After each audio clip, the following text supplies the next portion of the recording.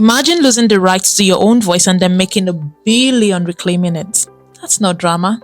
That's strategy. Yeah. I've always wanted to own my own music since I started making my music. And if you probably don't know this, but most of your favorite artists do not own their work. The music industry is, you know? I made it very clear that I wanted to be able to buy my music. That opportunity was not given to me, and it was sold to somebody else. And so I just figured I was the one who made this music first. I can just make it again. Yeah. So that's what we're doing.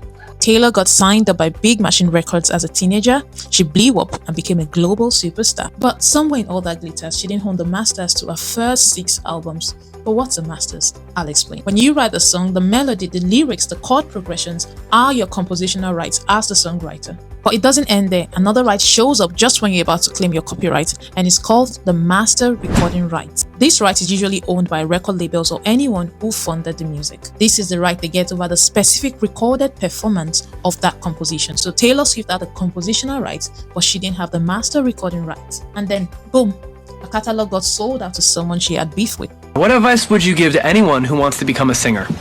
Get a good lawyer.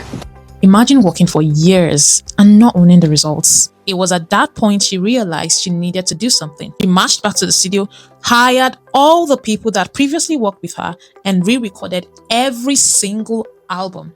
Not one, she re-recorded 6 albums and called it Taylor's version. And this time, she owned everything. Sounds like going back to school to start your undergraduate program again. Anyway, the US copyright law allows you to re-record your songs as long as you own the compositional rights, and there are no contractual restrictions on re-recording, or if the contractual restrictions have expired. Now let's bring it home. You'd remember that early this year, our very own queen of gospel music, Mercy Chinwo, had issues with a record label, and one of these was unpaid royalties from her previous albums with them.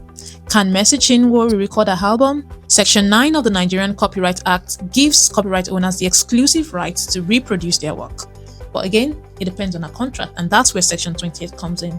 Also, I don't know if this is an idea that ever crossed her mind. Imagine a recorded version of Obina's song. For upcoming artists, you need to understand that owning your song is not the same as owning the recording. You need to read your contract very well and know what you're signing. And finally, everything I've said here should not be taken as a legal advice. You need to contact your lawyers first before signing your contract. Okay?